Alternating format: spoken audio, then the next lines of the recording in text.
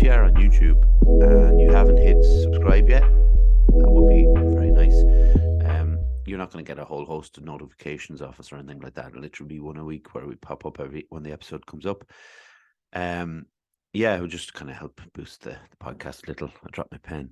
I've recently, in the last maybe probably more than actually 20 podcasts, we'll say, I've had this habit of playing with a pen. And when the pen wasn't there the other day, I can't remember who I was talking. It might have been Eleanor. I had to grab a pencil that was in my in the mug next to me here, as you can see right there. And for some reason, it's become kind of a comfort thing now. I don't know why that is. I want to thank Patrick Douglas for coming on last week for a chat about with the Wim Hof method that he teaches, about breath work, cold water therapy, obviously all that to do with Wim Hof. And it was a great chat, and I might kind of dip into that a little bit later on with what we're going to cover today, because I found it quite interesting. It kind of got me thinking about certain things, and then that kind of snowballed into something else, which was kind of I suppose, an organic kind of a thought process that happened and led me into this episode. You can support us on Buy Me a Coffee if you like. The link is in the description, whether it's on the YouTube description or on the description for the podcast platforms. I hope I don't stumble too much on my words this morning. I may look a little bit tired, but I'm not tired. I just woke up maybe an hour ago. It's 6:45 at the moment. The early bird records a podcast, apparently. So the reason, let's get into it. The reason I wanted to record this podcast, it's titled, as you can see, When Are We Ever Ourselves? I played around with a few different titles for the podcast. I was going to go with Who Are You? Or Who Are We? All this kind of stuff. Anyway. But I've landed on this one, and this is the one we're sticking to. And I wanted to kind of explore and talk a little bit about like when we, or are we ever ourselves in how we have our more and kind of what we have become through the years and through, our families and friends and experiences, and our lives in general that led us down to where we are. I'm 40. Some people different ages listening to this podcast will be thinking about, I'd like to hope that this will lead them to thinking about when they are ever, themselves and who are they in a sense. So what happened was, what really got me thinking, so I was watching the new David Bowie documentary by Brett Morgan, and Brett Morgan's a great documentary filmmaker, and he made one of my favorite musical documentaries, music, I suppose, based documentaries, about Kurt Cobain called Montage of Heck, and I thought it was brilliant. Obviously, a big fan of Kurt Cobain, and I would say more a fan of Kurt Cobain than I am of David Bowie. But I really like David Bowie, and what I really like about David Bowie is the constant evolution of his character, of the characters he created. Like Ziggy Stardust and the Tin White Duke and Aladdin Sane, and he was constantly reinventing the characters that he, played and, messed around with on stage. And even in his early work, he trained as a mime artist. He brought that onto his stage, and kind of an almost vaudeville performances he used to do. And then he brought it through as well, like when he was doing other tours, that he brought this kind of vaudeville act to a stage when he wanted to, and when he brought the mime artist to a stage. But obviously I knew a lot about that. But what happened in the documentary, what I noticed in the documentary, was the evolution of himself, and how it seemed to kind of fall in line with the characters he was creating. And that's not to say that he was Ziggy Stardust, or he became, obviously they were, extensions or exaggerations of the person he was at the time. But when you watch a lot of the interviews in the documentary, what I found fascinating about it was he was, he seemed to be very honest in a lot of his stuff. And I like to take aside the fact that, the drug, because there's interviews you can look up and it's like David Bowie, high on cocaine during an interview and stuff like that. I'm not really talking about that as such, because, maybe when you think about it, that was him at the time. But cocaine obviously changes your perspective of everything that's around you and everything that you are. But I liked a lot of his interviews where, when asked about his performances, when asked about his his shows and his music and stuff, it was one thing that, obviously everybody's very comfortable with. Well, he's very comfortable with what talking about what it is he does. But when there's one interviewer who interviews him a few times, and his surname is Hardy, and I should have checked what his. It's not Bill Hardy, is it? Anyway, it doesn't matter. His surname is Hardy, and he interviewed him a number of times, and you can see the difference in Bowie's character. Like, there's a certain shyness of him in some interviews. There's a certain kind of, he can be quite cutting and quite dismissive in other interviews, and substance abuses at the time. Bowie's very open and honest about that, so that probably comes into it. But when he's asked about his family, it's really interesting, because the tabloid aspect comes out with the interviewer, when he asks about his mom. Oh, your mother's, apparently she's quite teary at the moment, and she doesn't hear from you, and like, that's kind of interesting, kind of way for journalists to bring that up. And Bowie kind of goes, well, I don't, we don't, they're not that close, whatever. And it's kind of a dismissive way of looking at it. And it got me into thinking about this idea of, almost breaking through the persona of Bowie as a performer and asking about his real life situations. There's another moment where they talk about, or Bowie talks about his brother, who was the one who turned him on to all this music, and turned him on to all jazz music and all different all different genres. And the reason Bowie started playing the saxophone and things, and his brother went off to war, and he came back, and it turned out his brother was a schizophrenic who ended up in and out of hospitals for the rest of his life. And there was a fear in Bowie that, at any moment that this could come back and, get him, which is an interesting way of maybe not living your life. That's a bit too far. I'm not thinking Bowie was thinking about it every day, but it's something that, if you think that something is always chasing you, you try to distance yourself from that, and obviously it will create something different within David Bowie. So I hope I've explained that in some way, and also, while this was going on, while I was like watching that documentary and taking this from it, I was also thinking about the idea of how we, some of us have reached different levels in our life, and some of us think that they've found the kind of formula of thinking that that everything's sorted now, and that they're on top of everything. And it's, to me, now this is just my opinion, and this is not to say that everybody, if everybody does think like that it's not a positive way of thinking, because it's, for you it certainly is, but for me, I could never go down that route, because I talk about mental health and my own mental health a lot.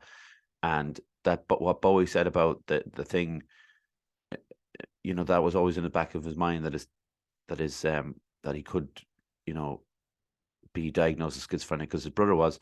Obviously, I was diagnosed with certain things that are there and present. So I do feel that to accept or think that I am somehow cracked the case, and I have sorted everything out, and now I can be relaxed and comfortable about myself, that's not, I wouldn't allow that to happen, because then, those cracks could kind of start to appear again. So I am a little bit, and this is again not a go at anybody in particular, this is just my way of thinking, that I am skeptical about the idea that people have everything.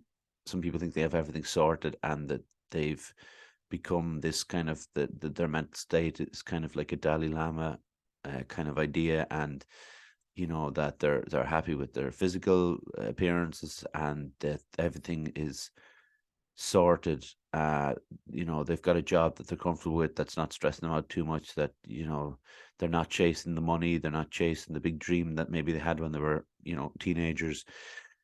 I don't think that people, well, I think it's dangerous to think like that, the things that you have everything sorted. That's all I say. And it's not, this again, not a criticism. So So I guess like when I went down this kind of rabbit hole over the last few days, I got to thinking about like how, like who am I as a person, and when am I myself, and am I ever myself, and are we, or do we have a certain way of being that if we allowed everything just to kind of fall away and accepted the reality of never, you know, not what I just said about, oh, this is us and I'm free and I'm peaceful, but being relaxed with what could come around the corner and being relaxed with what we have, is that the true selves? I don't know, basically. So this is a waste of no. So when the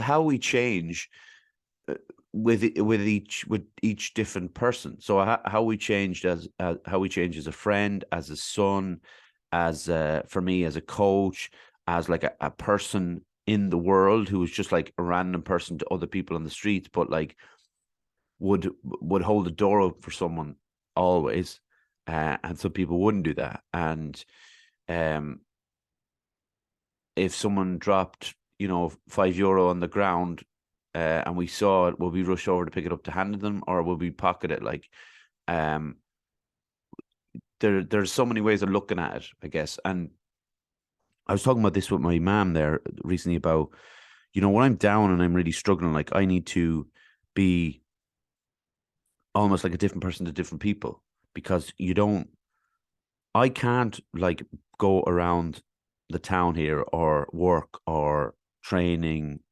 you know, all of those things and be down and struggling. Um, and it's not to say that the people in the gym or, around me would be in any way like cruel or unkind, and they'd probably be more likely be supportive. But you can't like like I feel that you can't put up that responsibility on other people, like that they need to be different around you.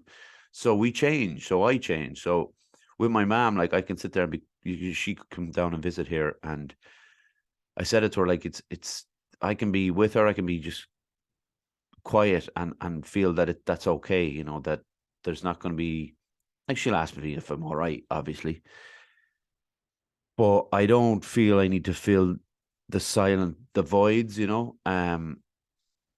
and that's just as important to me as having to, you know, in different scenarios, trying to be, trying to fit in or try to be have a bit of crack with people. And like, that's what I'm saying. We react with people differently, but in a group that we're comfortable with, I can laugh and joke and mess around with it and stuff, be that person. But I think it's just important to have a person where you can just be quiet and live in that kind of moment of sadness or feeling down and stuff. And that like, and that, I'm not saying that's me, that's a part of it, but that's what I'm like. So when I'm in, like, when I'm with a friend, say, um like a close friend like Josh, who's been on, has been on the show a number of times, and like I can be very honest with him about how I'm feeling, and if I'm feeling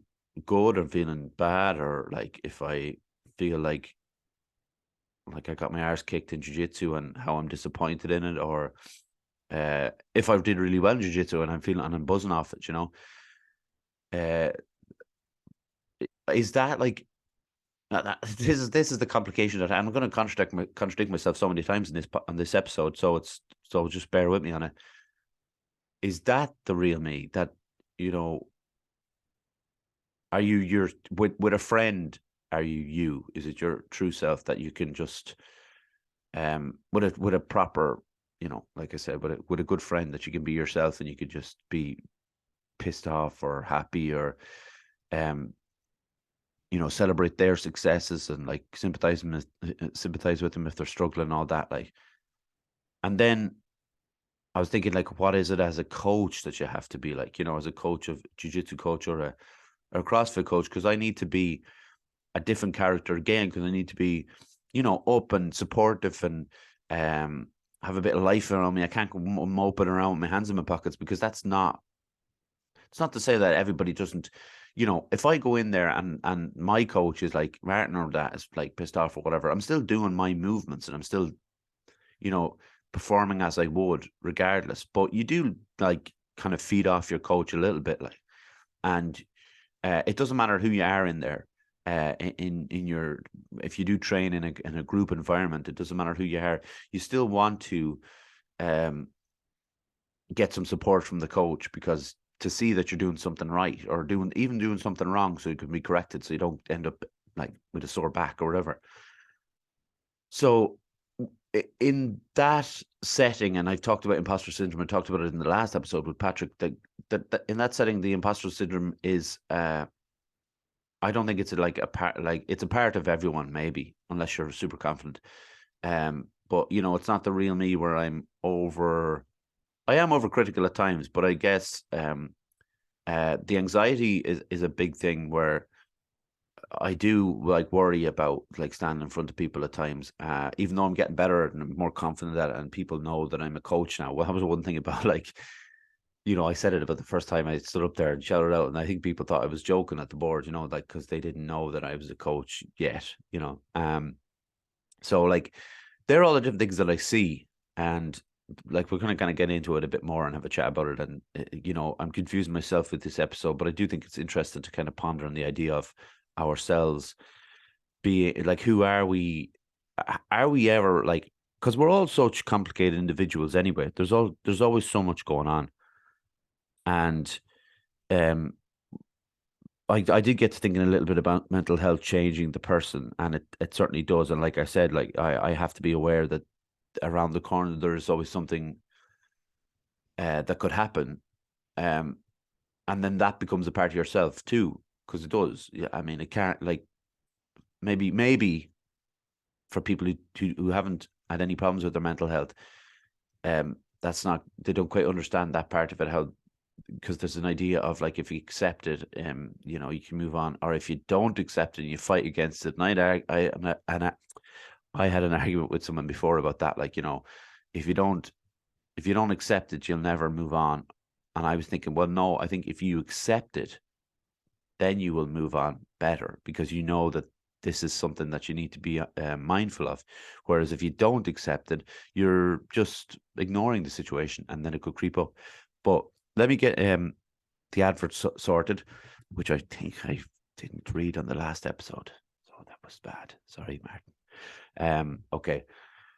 Fusion Training Centre, Monksland Athlone. A place to train in Brazilian Jiu-Jitsu, kickboxing, martial arts, and CrossFit. A great atmosphere with experienced coaches and a real sense of community. If you want to join the team, find us on Facebook at Fusion Training Centre, or drop in for a chat. Fusion Training Centre, train like a warrior. Actually, Martin has got some big things coming up this year, which is going to be really interesting, and it's going to be really cool actually in the gym. So watch this space. If you want to actually, if you're listening to this and you haven't tried Fusion or whatever, and you want to, like, say, contact me and ask me and have any questions about it or whatever, because I am a coach there now, so I can say this. Please do so on Instagram and all that. So another thing that I think we all do this. I'm not assuming that everybody does it, but I think I think a lot of us do this anyway, that where we are in an interaction with someone. It doesn't have to be a fight, but I think the ones that stick in our head a bit more are arguments. And we have an argument or a conversation or a discussion about something. We walk away from it and we think, why didn't I say this? Why didn't I say that? I should have said this. And I could kind of keep it in our head for like days, thinking, God, if I just said that I would have won the argument, or I would have made my point more, or, I forgot to tell this person this, which could have helped them out a bit more. Should I send them a message? All that kind of stuff. And that is like another part of what I was talking about, of being is there a fly in the room? I cannot believe there's a fly in the room at like 7 a.m. on kind of a winter's morning, I guess. like, were we ourselves in that conversation then, or were we just being the person that we feel we should have been, the nice person? Or sorry, excuse me for blowing my nose, because I mean it's I don't know what's going on. I'm going to mute this. Nobody needs to hear this.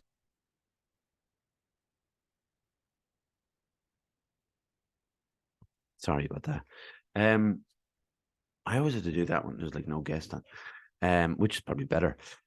So yeah, so were we having that? Were we ourselves in that conversation, or were we protecting ourselves, or being like um over the top in the interaction? If it was an argument, we probably were, and we weren't like we were in our emotions, as they say, and that we weren't thinking straight, and didn't get that bit out where we were thinking, aha, that's the end of the conversation. I just ended this conversation with that statement.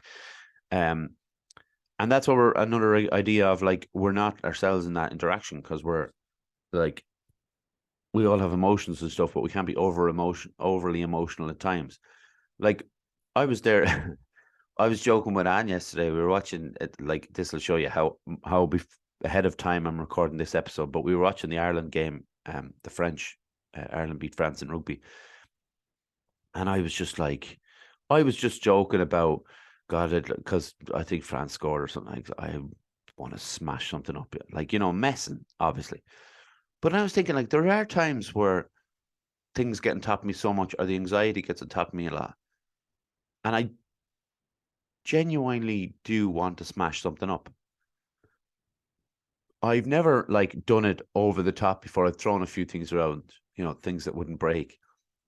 But I wonder if we all kind of get this. But something in me gets so, it's like when I can't release the anxiety, I think. By the way, if I'm shaking on camera, I have that restless leg syndrome, which I've discussed many a time. And I can relax a bit more when there's not someone on the screen with me. It's almost like I'm not talking to anyone. And maybe I'm not. No. And I really want to smash things up. Like, I get the anxiety. I can't. There's no outlet. There's no release valve. So I think that's going to be the release valve. I'll just smash something up, and I don't. But the tension and the anger inside me is just there, and again, it goes back to it. I understand we're lots of different things at different times, and lots of different emotions within us. But that's not me. Like, that outwardly aggression of just wrecking something. And then, to go like a little step further, like, I was wondering, or I'd written down a note about, like, is it important for us to remain true to whatever ourselves is like? And I don't know the answer to that. I think it's important to be ourselves, obviously, if we see ourselves as kind and caring, honest, and, like, obviously I talk about mental health on here, so I feel it's important, very important now, because people will identify me as, I mean, people in my social bubble circle, as someone who talks about mental health, who's quite open about mental health. So I'd like to think that I was someone that they'd go to if they were having some problems, if they were struggling. And I think that's important now. But if you asked me that 10 years ago, I would think, no, that's absolutely not important, because I don't want anybody talking to me about their mental health, because I have enough, and this is like selfish and self-protective and stuff like that, but I have enough problems that I don't need to hear someone else's. But now I'm completely the opposite way, where I think it's important that I do hear other people's, especially if they come to ask me about, my own mental health, or to suggest that they're struggling and stuff. So I would certainly identify myself as someone who, for that reason. But I also identify myself as someone who's private, quite private. And they may be contradictions in themselves, but not really, because the private me, like I was saying, um, includes the part where I mentioned that I sit with my mom watching TV and I don't talk for 2 hours. That's as important as the me as a coach, being, supportive, and, you know, still raising my voice is a hard thing for me when the music's on. I'm trying to instruct people. That's like, why am I drawing this attention to myself? But there's, well, I have to, but you know what I mean. Um, and it's the different things to different people, which is kind of weird for me. Like, can we be the same person to everyone? And I don't think that's possible, which bothers me a little bit, because I'd like to be. I think it's a nice idea, but it's the idea of warts and all, isn't it? Like, it's, like, if I know someone in the gym, just from the gym, we'll say, and I meet them, in town, which is always weird seeing someone, if you don't seeing someone outside of their the environment you're used to seeing them, it's always kind of strange. Um, but like, that's when I'm anxious. It's like, I don't know what to say to people sometimes. I bottle some conversations, and, like, the small talk. This is something that I just can't. Small talk is a killer. It really is. Like, um, and I've met people who have had on this podcast outside of the podcast, and I've, like, become tongue tied, and it's really weird. I can. And this has nothing to do with Zoom, by the way. So if I have someone on Zoom, there's a screen between us, and it's not quite the same as having someone in the room. I've had people in the room that I've, been much more comfortable with, and of course that's to do with, one, that you're in your environment, but two, I think more importantly, is that there's a copy of notes in front of me. So if any part of the conversation dries up, I can just jump on that, and I'm like, but this is what we're going to chat about, and so I feel entirely comfortable now. And now it's a conversation. But I meet them out, anywhere around town or whatever, or in a restaurant or whatever, and all of a sudden, it's like I ask them, like, what are they up to, maybe 3 times, like, and it's like, well, they answered the first time, but the anxiety kicks in. So what am I, is what I'm saying. You be the judge of that. And no, I was going to say answers below in the comment section, but please don't. And that's a, like, where do we get stuck? I get stuck in my own thoughts about this, like, of what's the true self? Like, is the true self, right? So the people who I've had the longest relationships is obviously my parents and my brothers, right? So that's a given. So I would have a different relationship with my father than I have with my mother. I think most people do. And I'd have a different relationship with my brothers, you know, my two brothers. And again, I think most people do. Everybody has someone, a brother that they prefer, or sister they prefer, or whatever it goes back to, right? Um, so you'd like to think that you're really yourself with your brothers or with your parents, but you're not. Like, you can't be, because there's other stuff you do you never tell your parents about. You just wouldn't. Things that you've done before in your life, or things you're doing now, or whatever it is, doesn't matter. Like, you're never yourself. So, and you're same with your brothers. Like, there'd be something that you might be embarrassed about that you'd never tell your brother or your sister about, or your closest cousin, or closest family member. And then there's things that you've done with your family that you've never mentioned to your friends, like, because one, they might need to know. One, you might be embarrassed about. Uh, it's a weird thing. And when I'm, like, I wonder what I'd have to mention Anne here, because I've known Anne. I've lived with Anne for like 13 years now, coming up to 14 in the summer, right? I'm probably, like, I would think that I'm probably more myself with Anne than I am with anybody, because, like, when you live with someone for so long, and like I mentioned before, I was 3 months after a mental breakdown when I moved down here, moved into this house here, and I really was at a low. and all the stuff that have come through since, and all the stuff that Anna's come through since, and we share like 90% of stuff I would imagine that we share, like of the things that we do, including like relationships we've been in, or not even relationships, but like, people we've been dating for a few times and then something happens and it goes wrong, whatever. And I'd be much more sharing about the stuff that went on and that went on than I would be with most people, because you become such close friends to the extent of almost like a brother or sister, that there's not going to be any judgment, and there's definitely going to be support and stuff. So I think that's great. And I wonder if, like, where I am now in my life, am I more myself with Anne than I am with anyone else? And this is where I mentioned about David Bowie talking about his private life, that the guard came up when it's to do with his mom. Straight away, he wasn't like, he answered it a little bit. He answered more about his brother, to be fair, but he answered a little bit. So that idea of, like, when we are talking about personal life, we're not the same characters we are in anything else. That's when it becomes more guarded, and we become more we close up, we shut off to the person asking the questions, and unless they are family members, obviously.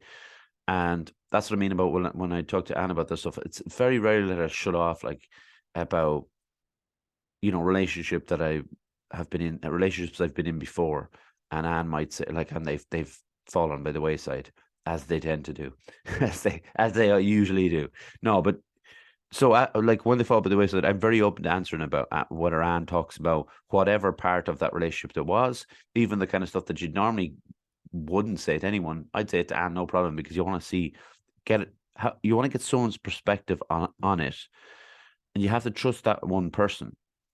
And when I talk to, say, Josh, for instance, like, I allow myself to be a little bit more open and hopefully a little bit more confident in my own intelligence sometimes, and allow the conversation to go that way, because Josh is, look, he's smarter than I am, but the conversation could be a little bit more, what would you say, Mike? I suppose elevated in the sense of our emotions, or things we're struggling with and all that, and we can kind of try to, like, philosophize it, or is that a word?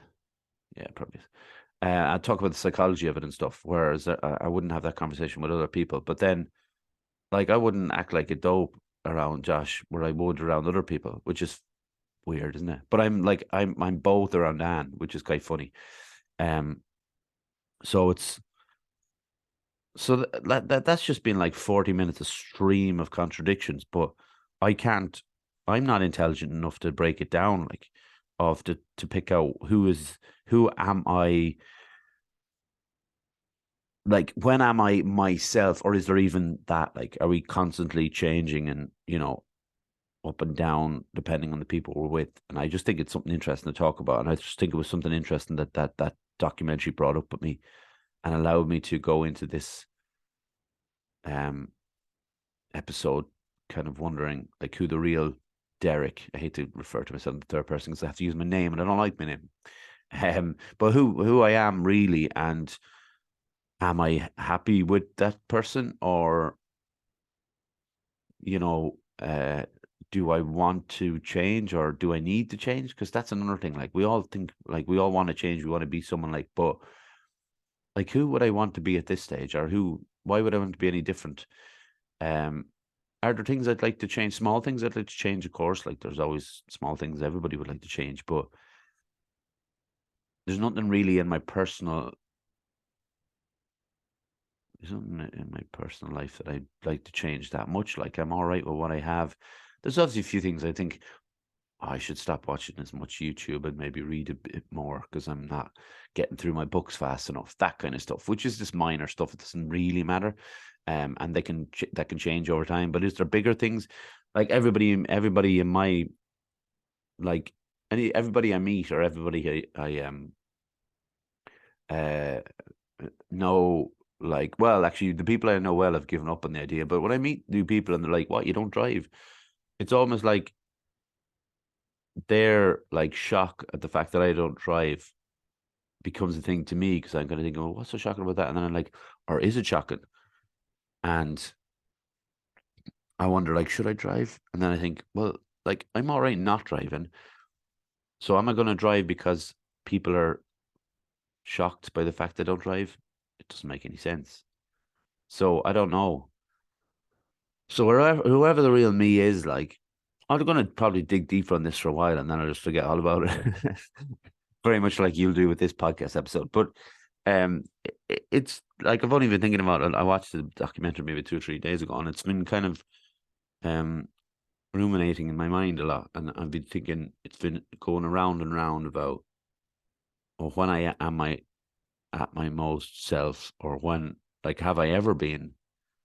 Should I lean into something like maybe I should smash a room up, or maybe I should be more confident and like as my grandmother used to say, put your shoulders back. That kind of idea. Uh, but that's that's a confidence issue that I have. That other people who I know, and I think they don't have, but maybe they do have, and maybe that's their way of concealing a certain aspect of their personality that they struggle with. That they're not as confident as they um put out there, and they're just good at acting out that.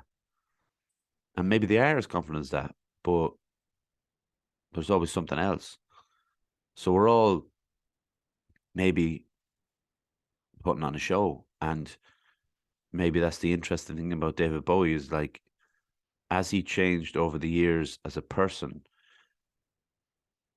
what he saw in himself, he put into the characters he was creating. So he was elevating that character and putting on a show. And maybe that was Bowie's way of, you know, peacocking, the idea of putting the feathers out there. But fortunately for David Bowie, he was something of a genius and was able to put music and style and movement and performance into that character he was creating. And maybe they were all the real David Bowies. And how many characters did he create over the years? Loads.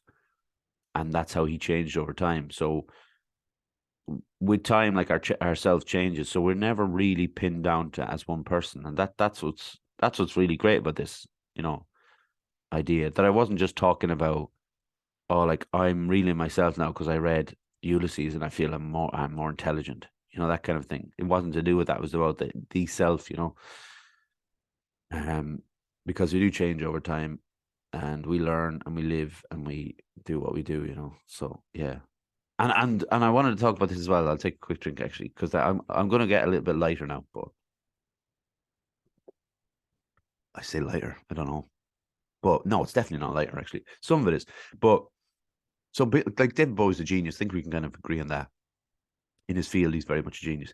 So, I watched the Spectre documentary. Okay, so people who don't know Phil Spector, he was an Uber producer back in the '60s, and he created, he produced people like the Ronettes, the Crystals, um, uh, the Righteous Brothers, You've Lost That Loving Feeling. He produced that song. But his thing was the wall of sound. He invented this thing called the wall of sound technique. So he'd have 3 guitar players, 5 keyboard players, 2 tambourine players, all playing at the same time. And obviously it becoming a wall of sound.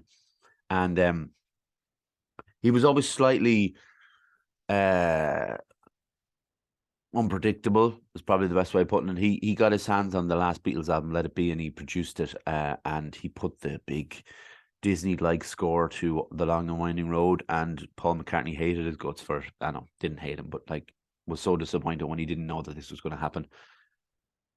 He got to produce John Lennon. He got to produce George Harrison. He loved the Beatles. His dream was to produce the Beatles. But by that stage, by the '70s, he was kind of living off his lore, and he produced the Ramones at one point as well, which is a really weird combination of the Ramones and Phil Spector. You would think they were at the far ends of each other. But Spectre then became, a lesser figure. He carried guns with him everywhere. one time he was in a John Lennon recording session. He shot off a gun into the ceiling, and John Lennon like complained. He said, "Oh, you're going to blow out my ears." John Lennon thought it was blanks, but it turned out they pulled the bullet out of the ceiling, and it wasn't blanks. But he eventually became one of the, his name was bigger than he was. He was a guy that had two big bodyguards with him at all times. And eventually he murdered someone in his house, an actress, Lana Clarkson. He shot her, and then he said it was a suicide, and they obviously proved it wasn't a suicide. It couldn't have been the way the gun was placed, things like that. I won't go into that part, but horrendous, obviously. And he's, was put in prison. I think he's died now, but he's dead now. He's died now. He's dead now. But it's why I dislike the tag of genius a little bit, even though I just said Bowie was a genius. Like, how can we bestow such a high accolade? What is wrong with me? I can't. Maybe it's just because it's so early. I don't normally speak this much at this hour of the day, and it's probably a good thing. But accolade on these people of genius, and why do they like? It can't help but change them. Talking about the real self, like it can't do anything but change how they are, how they interact with other people, and more importantly, how other people react with them, because we can't react. We're somehow programmed differently, where we can't react normally with people we, admire or hold up to such, like high praise. I remember seeing Laura Dern actually in Disney, and I obviously didn't approach her. She was with her kids and all that, and I wouldn't have. Look, I wasn't going to do that anyway. But I was kind of like, starstruck a little bit. But nobody acts normally around these geniuses or these big stars that we would call geniuses. And if we're not reacting normally to them, how can they be normal? And I think that's what happened to Phil Spector. Now, there was mental illness in his family. He definitely had a mental illness as well. So that kind of blurs the lines of what we're talking about a little bit. But everybody was loving him and adoring him, and all of a sudden nobody was anymore. He became nothing really with regards to the music industry. And, he obviously became frustrated and, did what he did. And then when I think about like people who I consider genius, and even though I just said I don't like it, I'd have someone like Bowie obviously being a genius, John Lennon to me, like Paul McCartney, Edvard Munch is the author, or the painter. Someone like Daniel Day-Lewis in his craft is probably as close to perfect an actor as you can get. Someone like Kelly Reichardt, who maybe isn't known by a lot of people, but I'm a huge fan of her films, and they're very slow paced, slow moving. A lot of people probably wouldn't like them. If you want to have a look at them, there's one called Wendy and Lucy that's a really beautiful film. There's Meek's Cut Off. What's the other one with Jesse Eisenberg? Night Moves? No, is that? Anyway, go look up Kelly Reichardt. Alice Munro was a writer. I could go through a whole host of people who I consider, even though I'm using a word I don't really like, genius. And like, what do we see that, as like when we're holding someone up like that? And I guess it's something that they can do things that we're completely incapable of, like I couldn't paint like Edvard Munch, but then other people would say, "Oh, you can." Like Edvard Munch's paintings are very much large, thick, strokes across the canvas. It's not as detailed as someone like Caravaggio, or someone like those very detailed portraits, or crowd scenes, stuff like that, or The Last Supper, something like that. Whereas Monk is not like that. But to me, that what he is, what the darkness and the emotions and everything that he can get out of a painting, that to me is genius. Like John Lennon, people would suggest that he's not the greatest melody writer. So if he was to be held alongside Paul McCartney in melody, he comes nowhere close. But if you want to draw what I'm talking about, the two subject matters that I'm talking about together, go listen to John Lennon and the John Lennon and the Ono band, the Plastic Ono band, the album. It's his first solo album. That's like a personal breakdown of all the stuff that he had been through. It's the most personal album, really, that you can get from a pop/rock star. And he talks about his mother, and he talks about like his childhood and his mother dying and all this kind of stuff. And he was going through some therapy, primal scream therapy at the time, which led him down that path. And to me, that's the greatest album that he did, but one of the greatest like albums that I've ever heard. Because maybe he was being at that time his real self, and had opened like therapy had opened him up to that idea that he could be that vulnerable in public, as being one of the most famous people in the world at the time. And when I watch Day Lewis or someone like Jack Nicholson or Joaquin Phoenix, who I'd have so much respect for as genius on the screen, I don't see them anymore, and that's interesting because like, who are they? I don't know. Like, I don't know what Jack Nicholson's like. I don't know what Daniel Day-Lewis is like, and I don't know what Joaquin Phoenix is like. So to see the same faces doing different films, but still managing to convince you that there's somebody else, to me is genius, because I how much I love films and how much I like adore the fact that these stories can be told, and I've learned a lot through films that about things I never saw in real life, or things that I wouldn't want to see in real life that I've managed to avoid happily. So that's what I mean. And writers are the same. I have so much admiration and respect for people who can sit down and do what they do, and release these books that can change you, or just make you empathetic to characters that don't exist, but for those few days that you're in that book, they exist in your mind. And that's what real genius is. But that's why I don't like the term genius too much, because it puts too much on people. Because all of a sudden, and we've seen it before, all of a sudden, Kelly Reichardt releases a bad film, or Alice Munro's next collection of short stories isn't up to scratch for her last one.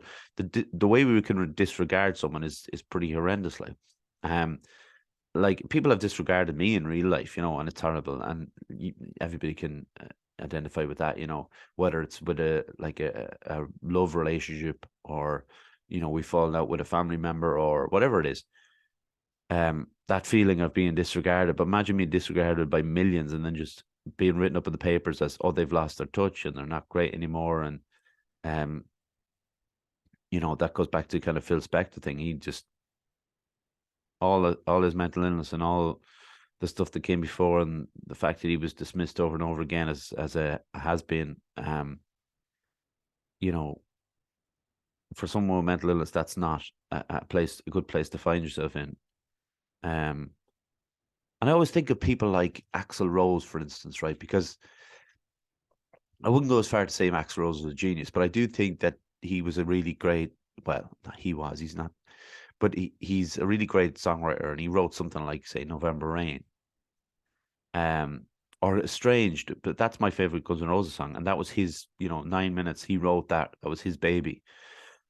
And then Guns N' Roses, have some arguments and kind of fall away as a band, and he goes to live in a big mansion, much like Phil Spector did I think he's in Los Angeles, same as Phil Spector was. And they used to say, like, he's like the Wizard of Oz, like nobody gets to see him, and he's just up in this mansion writing songs, trying to write the perfect, comeback album, Guns N' Roses. Now he's come back since, and he seems all right, like, but there was a number of years there where everybody just thought some people thought the worst was going to happen, because he shut himself off so much and received so much negative criticism for just disappearing or falling out with his bandmates, that maybe the worst was going to happen. And there is a link, as they say, there's a thin line between genius and madness, and that goes right throughout the years of seeing, like, Phil Spector, for instance, being one, and Vincent Van Gogh or Van Gogh or whatever. Sorry, art people. But it's there's a line right through it of these creative geniuses kind of seem to straddle the line of you're on top of the world, or you've fallen down this hole and you're not getting back out, and the mental illness has got ahead of you. If you want, like this, someone like Kurt Cobain, the mental illness, that he was going through, and all the fame being piled on top of it. We're not created or being put here for that. We're not able to deal with it. There's people like, there's a great documentary called, I'm sure I mentioned this before, called The Devil and Daniel Johnson, about a songwriter in the 90s, and he just it's just one of those documentaries. You watch the guy, and like, he had severe mental health problems. He was mentally ill. But he'd write, like, he wouldn't have any money to write, to go into a recording studio and record. So if people after a gig asked him for a recording, so he'd go home and he'd record the whole album onto a tape and give them the tape. If the next person asked him, can I get a copy of that? He'd go home and record the whole album again. So never all his albums at the start, none of them were the same, because he recorded them as he was asked, per request. That in itself, to me, is genius, that someone would do that. Time consuming, but genius. And I remember when I was back when I was 12, 13, I was a massive Nirvana fan. And I remember seeing Kurt Cobain this Daniel Johnson t-shirt and not taking any notice of it, because it was like a very kind of rudimentary drawing, and Daniel Johnson was just kind of scribbled on the t-shirt, whatever.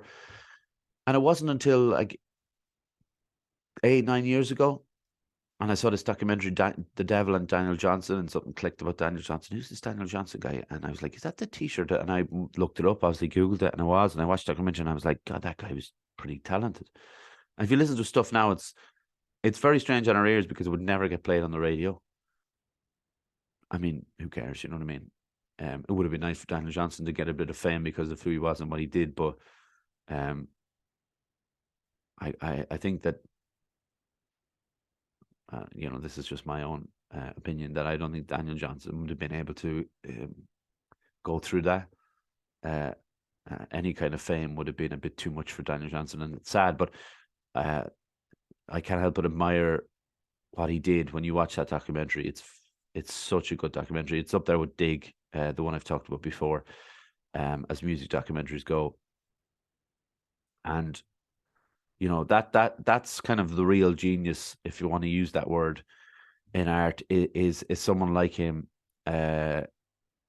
who's thinking outside the box, and writing these great songs, but going about it in a way that nobody else would. Like, nobody else would have the patience to record an album over and over again. When I used to write songs, like, I'd play it about 6 times and go, I hate that song now, because I'm over it. And he had the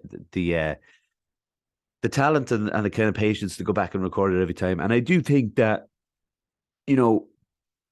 we're still discovering geniuses, and like, I'd like to think that the whole, that word would be discarded as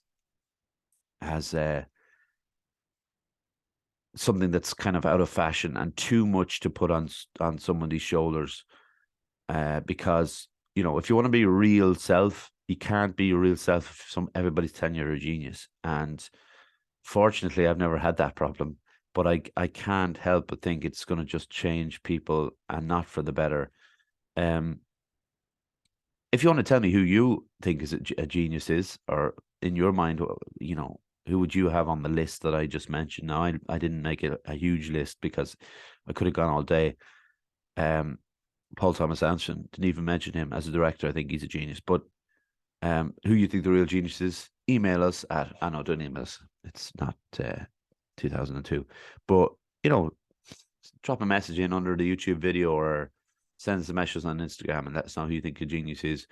And also let me know, like, if you want, is it possible to be just one person and not change for everyone else, with everyone else, and be 16 different people in a day? Or do we have to do that to protect ourselves? I hope this episode made some kind of sense to somebody. But it was just something I thought it'd be nice to do. I like doing these solo ones from time to time, and this is another one. You've been very kind for listening. I need to thank John for his work on the tech side of stuff. I thank my mum, my dad, my granddad, Jaron Calvin, who I'm probably different with each of you.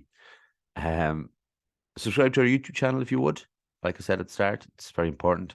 Same Instagram, follow us on Instagram, Facebook, and Twitter. We're always kind of keeping that up to date with certain, well, obviously with all the podcast stuff, but sometimes they put some personal stuff up there, like my new runners that I broke in yesterday. I was very happy with. We're on Apple, Spotify, Anchor, Google Podcasts, and all the other ones. Maybe someone will tell us what they are. But like I said, thanks again everyone for listening to this. It was a bit of crack. It was a really interesting episode to write, and it'll keep me thinking about it for quite a while now. Depending on which part of me comes out. Maybe I'll disregard it immediately. No, but thanks everyone for listening. We'll be back next week with a guest. Take care of yourselves and talk to you then. Bye.